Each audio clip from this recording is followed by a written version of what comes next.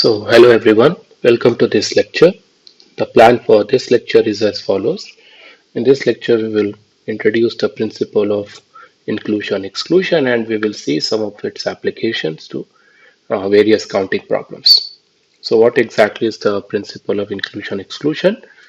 Uh, well, it basically says that if you want to find out the cardinality of the union of two sets, then it is same as uh, finding taking the summation of cardinalities of the A set, first of the individual sets, and subtracting the cardinality of the intersection of the two sets. And why this is true? Because if we see pictorially or if we follow the Venn diagram method, then if we just add up the cardinalities of the A set and B set, then the common portion or the elements which are common to both sets A and B are counted twice.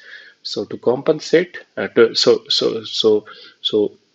to avoid this overcounting, we basically subtract the cardinality of the intersection of the A set and the B set. Okay.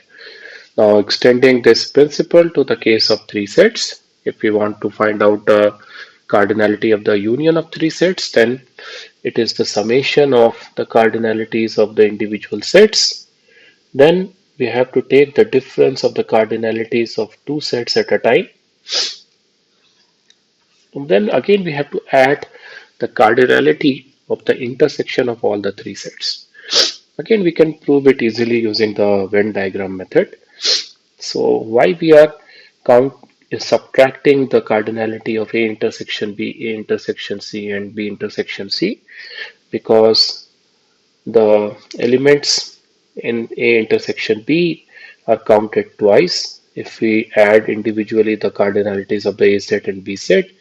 Similarly, when we are adding up the cardinalities of A set and C set, the common portion or the elements common to A and C are included twice, and so on. Whereas the elements which are common to all the three sets, they are counted thrice if we just add up the cardinality of A, B, and C. And if we don't add this cardinality of intersection of A, B, and C set in this overall formula, then because since we are subtracting out the common portion between A and B, common portion between A and C, and common portion between B and C, their cardinalities, if we don't do this extra addition, then the contribution of the common elements in the three sets is ignored. So that's why this plus is there. Now we have seen the principle of inclusion-exclusion for this case of two sets, for the case of three sets. We can generalize it to the case of n sets, right? So the general formula says the following: if you have n sets, they may be disjoint, there might be overlaps and so on. Then the formula says that if you want to find out the cardinality of the union of n sets, then this is this formula. That means it says that it is same as you have to first individually take the summation of the cardinalities of the individual sets, then you have to subtract the cardinality of pairwise intersection of sets, then you have to add the cardinality of intersection of triplets of sets and so on. That means alternately we first we add, then we subtract, then we add, then we subtract, and so on. So we have to prove that this formula is correct. You can use proof by induction, but even without using proof by induction over n, we can prove it. Okay.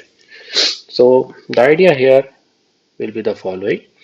So consider an element small a which is present in the union of the n sets. Okay, it might be present in just one of the sets, it might be present in two of the sets, we don't know in how many sets the element a is present. We have to show that if at all an element small a is present in the union of n sets, then by this complex looking argument, complex looking formula in the right hand side expression, the element a is counted exactly once. And that's what we want to prove here basically.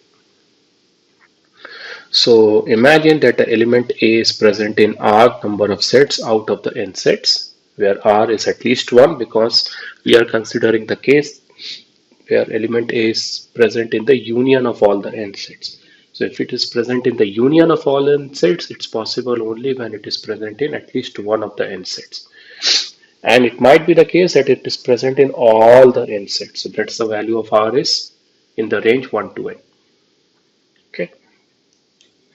Now, what we have to show is our goal is to show that by the RHS expression, the element A is counted exactly once overall. So for that, we observe that the first part of the formula on the right hand side is where we are taking the summation of the cardinalities of the individual sets A1 to AN. Now because of this, the element A will be counted or choose one number of times, right? So for instance, if the element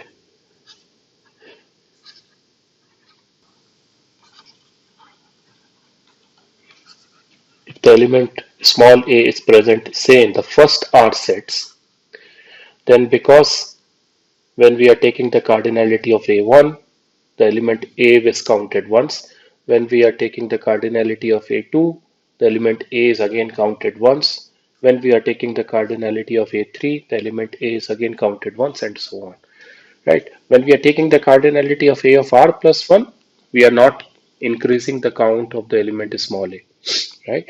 So that means through the first part of the formula in my right hand side expression, the element A is counted these many number of times. Right? Now let's take the second part of the formula where we are taking the cardinality of intersection of two sets at a time. Right? So basically, so it's like saying the following. We are taking the cardinality of A1 intersection A2, A1 intersection A3, and like that A1 intersection AN. And then we are taking the cardinality of A2 intersection A3, A2 intersection A4, and so on, right? By the second formula. So we have to find out then when we are taking the cardinalities of this pairwise intersection of sets, how many times the element A is getting counted. Okay. For the moment, we are forgetting about this minus here. We are just trying to find out what will be the effect or how many times the element small a will be counted when we are taking the cardinality, when we are taking the cardinality of intersection of two sets at a time. Okay, so as per our assumption, the element small a is present in R number of sets. When we are taking the intersection of two sets at a time, element A will be counted only when both the sets where we are taking the whose intersection we are taking element A is present. If we are taking intersection of two sets where in one of the sets element small a is not present, then the overall contribution for the cardinality of intersection of those two sets for the count of small a will be 0, right? So because of this, overall I can say that because of the second part of the expression, the element small a is counted R choose 2 number of times. In a similar way, when I can say that when we are taking the cardinality of intersection of three sets at a time, then element A will be counted only when the three sets whose intersection we are taking, all of them has the small element small a. If element small a is not present in any, even in one of them, then it won't be present in the intersection of three sets. Due to that, because of considering the cardinality of intersection of three sets at a time, the element A will be counted or choose 3 number of times. And then if we continue this argument, we can say that when we are taking the cardinality of intersection of R sets at a time, the element small a will be counted exactly once, namely R choose R number of ways, R choose R number of times. And after that, when we are taking the cardinality of intersection of R plus 1 sets at a time, R plus 2 sets at a time, through those parts of my RHS formula, the element A won't be counted at all. Because as per our assumption, the element small a is present only in R number of sets. So now what we can say is that the total count of the element small a by the RHS expression is the following, right? This is because through the first part of the expression, the element a is counted R choose one number of times. Through the second part of my experiment, the count of element A gets decremented by R choose two number of times. Why decremented? Because of this minus. Then due to the third part of the expression, the count of element small a gets incremented by R choose three number of times and so on, right? And we know that this expression is nothing but R choose 0. This follows from the properties of the combinatorics function or the binomial coefficients. So it turns out that the summation is same as R choose 0 and R choose 0 is nothing but 1. So that shows that by the expression in your right hand side, the element small a which is present in the union of n sets is counted exactly once. If if there is an element which is not at all there in the union of n sets, it won't be counted at all by the formula. Right?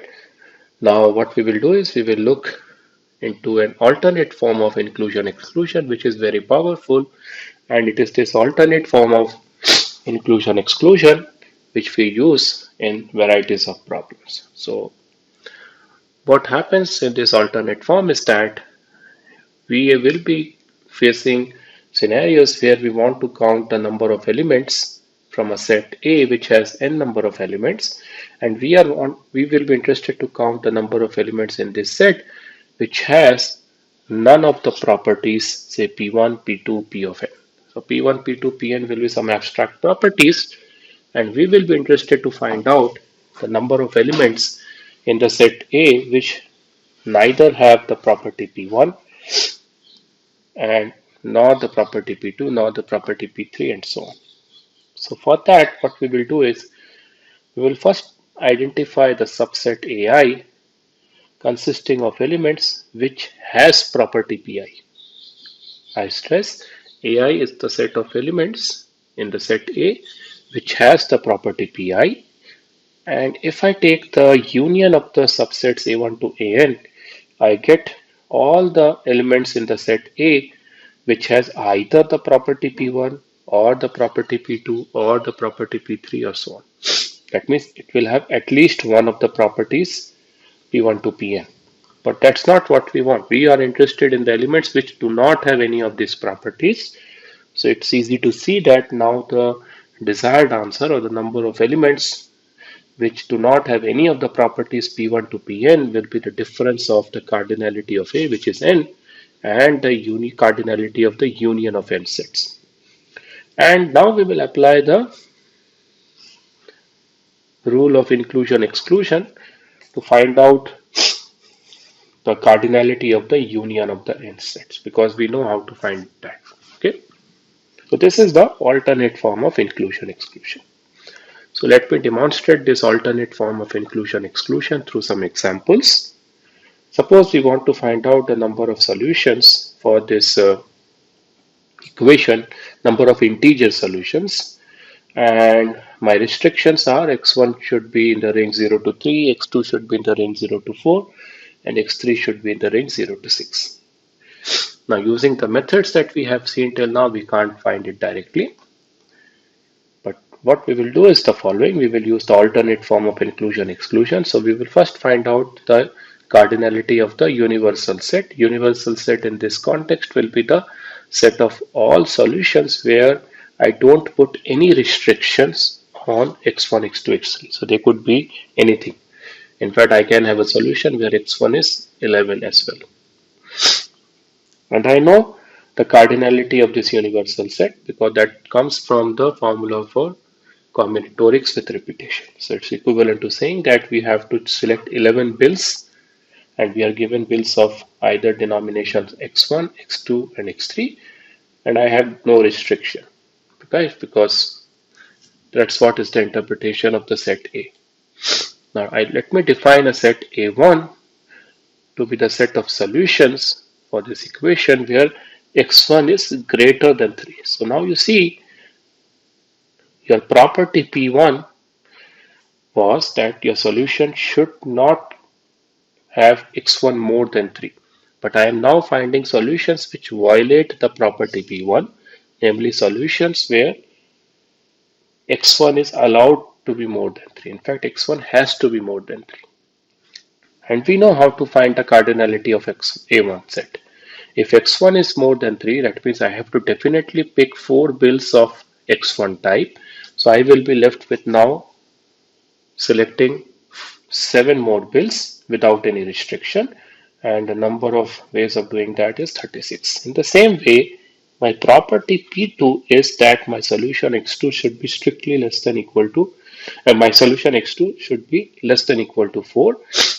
But now I try to find out solutions which violate the property P2, namely solutions where x2 is definitely greater than 4, and let A2 be the set of such solutions. The cardinality of A2 will be this.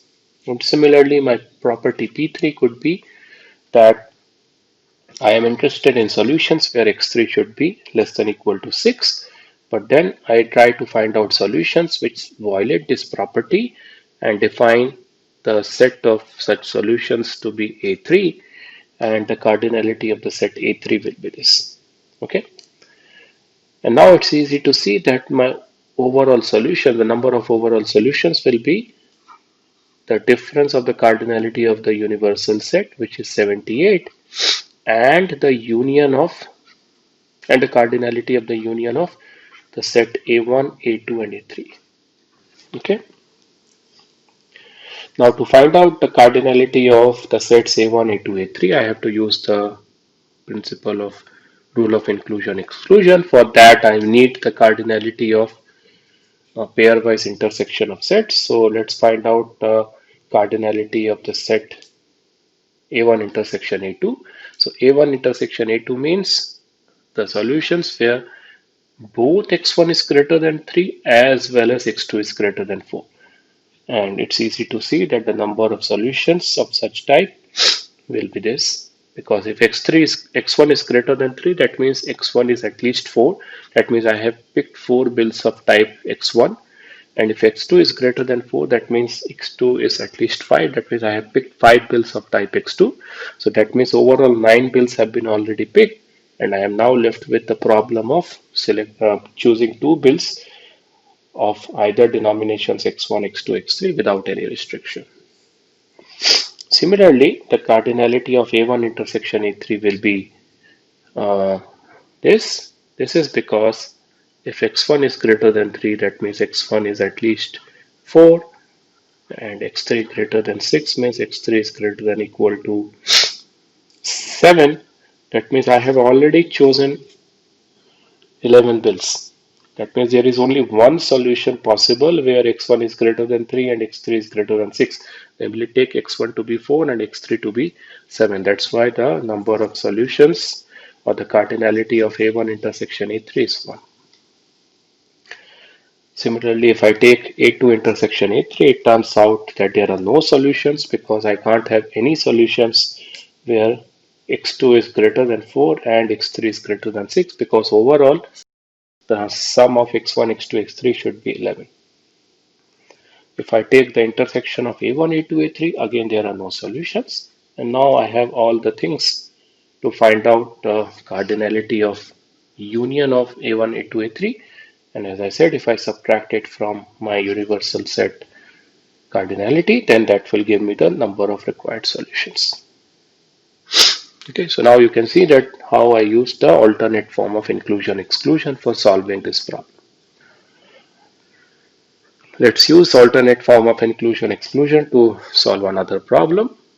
So you are given two sets, a set A consisting of 6 elements and another set B consisting of 3 elements, and I am interested to find out how many onto functions are there.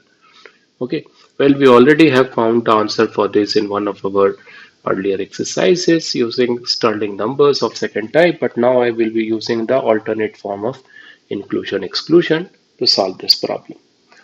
So for finding this and using the alternate form of inclusion-exclusion, what we will do is we will find out the total number of functions, and from that we will subtract the total number of non-onto functions.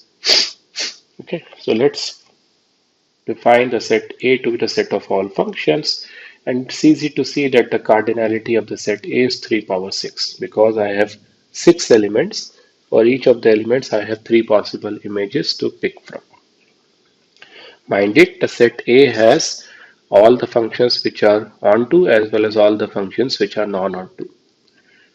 Now I will be subtracting the number of non-onto functions. For that, I define a subset AI to be the set of all functions where the element bi is not an image. Okay, so it's like saying the following: an onto function will have the property that b1 has an image, b2 also b1 has a pre-image, b2 has a pre-image, as well as b3 has a pre-image. Okay, so these are my three properties. If any of these three properties is violated, I get a non-onto functions. So that's what I'm now trying to find out, how many ways I can violate these properties P1, P2, P3. So I try to analyze how many ways I can violate the property Pi.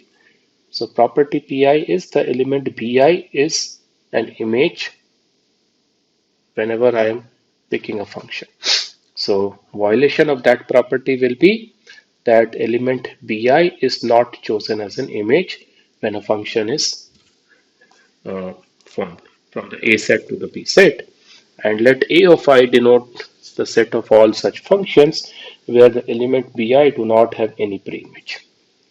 Okay, so for instance, the cardinality of the set A1 will be 2 power 6 because if B1 is not allowed to be a possible image, then for each of the 6 elements, I have 2 possible images to assign, either B2 or B3.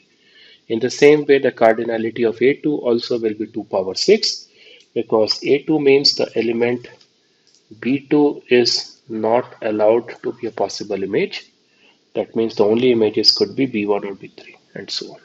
So I can say that if I take the cardinality of if I add the cardinalities of A1, A2, A3, then that is same as the following.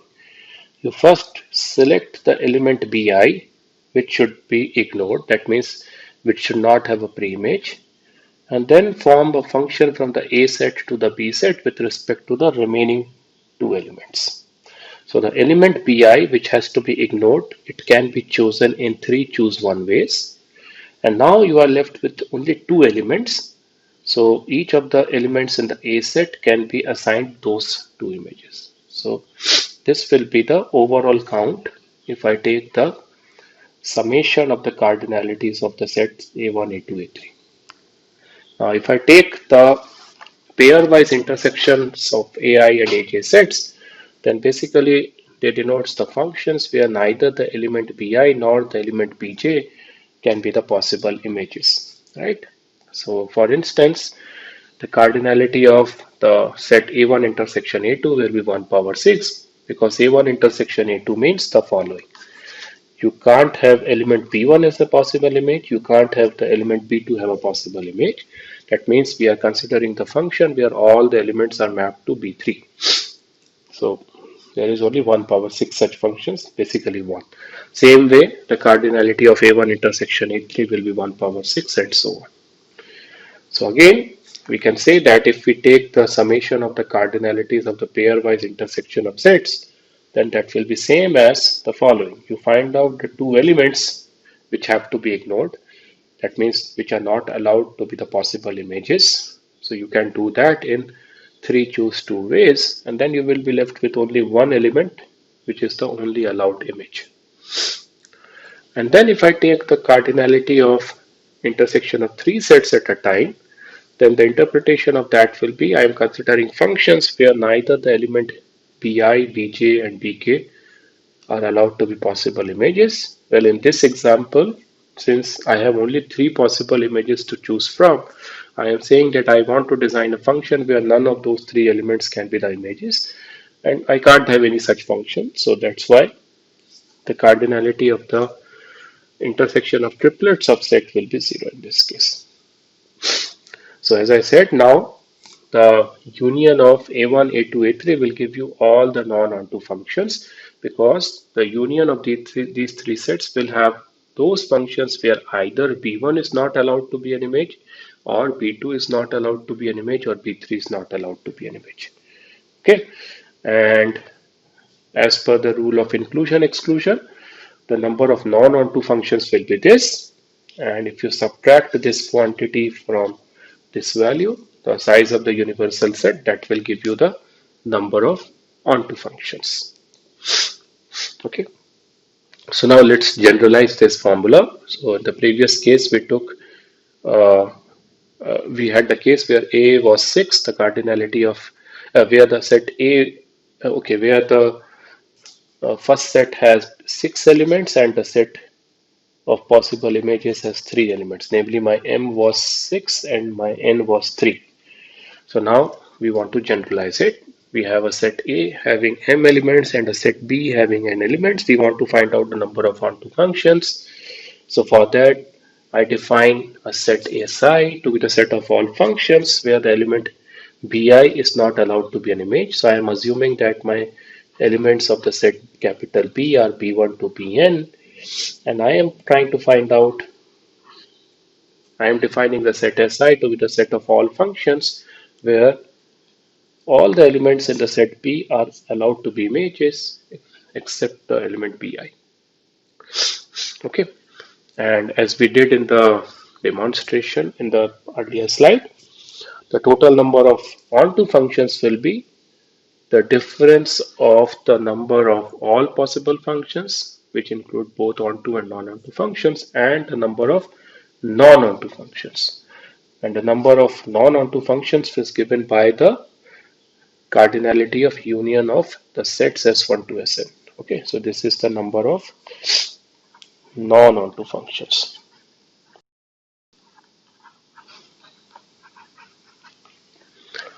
And if we expand this cardinality of the union of S1 to Sn, then it will turn out to be this, right? So the first term here denotes basically that the cardinality of S1 plus S2 plus S of n is nothing but you decide the single element which is not allowed to be image. That can be done in n choose 1 ways, and then the remaining n minus 1 elements in the set B could be the images for the elements in the set A. So you could, so overall contribution of the cardinality of S1 to Sn will be this. Similarly, if I want to take the pairwise intersection and their cardinalities and sum them up, then it is equivalent to saying that SI intersection Sj basically denotes all those functions where neither Bi nor Bj can be the images. That means the remaining n minus 2 elements can be the images. Now this I and j can be any I and j from the set 1 to n. Okay, the indexes. So that's why it's equivalent to saying that you decide, you choose the two elements I and j, or Bi or Bj, which are not allowed to be the images, and then your function will have the remaining n minus 2 elements as the possible images. Okay, and so on. Right. Now, our last case study for the alternate form of inclusion-exclusion is the number of derangements. So what exactly is a derangement? So imagine you have three people, person 1, person 2, and person 3, and they have their respective cap 1, cap 2, and cap 3. Now, a derangement of the caps is an arrangement of the three caps so that no cap go back to its original owner. So this is one of the derangements, right?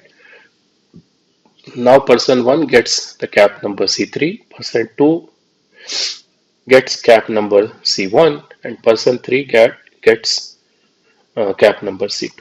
Okay, so none of the person gets, or the original owner get back its, none of the person get back its original cap.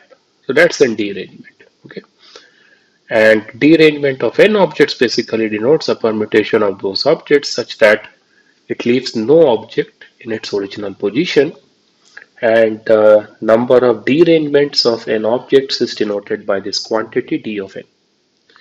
Okay, so d of 1 is 0 because if there is only one object then you can't derange it. It will be at its position.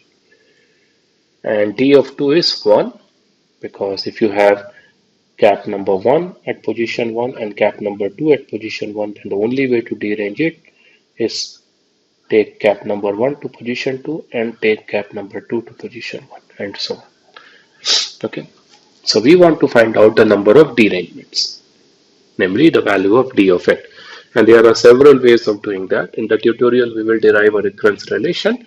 In this lecture, we will see how to find out the value of d of n using the alternate form of inclusion-exclusion. Okay. So again, remember in the alternate form of the inclusion-exclusion, you have to identify the property pi, and then you have to see how in how many ways you can violate the property pi. Okay. So property pi with respect to the derangement is that you do not want the ith element to be at the position I, because if ith element is still there at position I, then that's not a derangement. We want to violate that property, so let S of I denote the set of all possible permutations of n elements, okay, where the ith element is still at its position, namely it is still at the position I. Okay, so it's easy to see that the cardinality of the set Si is n minus 1 factorial, because think of it as follows. You have position 1, position I, position n. You are finding all possible permutations where the element I is definitely at its position, namely I, it's still at position I. I don't know what is the status of the remaining n minus 1 values. They may be at their position, some of them may be at their position, none of them may be there at their position, and so on. So it's equivalent to saying that I am interested to permute the remaining n minus 1 elements, which can be done in n minus 1 factorial ways. So that's the cardinality of the set Si. And as per our definition, if I take the union of the sets S1 to Sn, it gives me all the permutations where at least one of the elements is still at its original position. It could be either the first element or the second element or the third element or the nth element. That means the arrangements or the permutations in the union of the sets S1 to Sn are not the derangements, because as per a derangement, none of the n elements should be at its position. So that means as per the alternate form of inclusion exclusion, the value of d of n will be the cardinality of the universal set. The universal set in this case will be the set, the number of all possible arrangements or permutations of n elements. They could be derangement or they need not be derangements. So this is n factorial. And from that, I have to subtract the cardinality of the union of the n sets. Now, if I expand the cardinality of the union of n sets, this will turn out to be this. So, if I take the effect of the summations of all SIs, the cardinality of the summations of SI, this will be same as you pick the element I which is still at its position, namely at position I. That could be done in n choose 1 ways. And then the cardinality of each set Si is n minus 1 factorial. Similarly, if I take the cardinality of intersection of Si and Sj, then the elements I and j can be chosen in n choose 2 ways. That means Si intersection Sj denotes all those permutations where the ith element is at position I and the jth element is still at position j. That means the remaining n minus 2 elements can be permuted in any order, and so on. So that will give you the value of d of n. So these are the references for today's lecture, and with that I end this lecture. Just to summarize, in this lecture we discussed the principle of inclusion-exclusion. We derived a formula for that, and we saw an alternate form of inclusion-exclusion and some case studies for the alternate form of inclusion and exclusion. Thank you.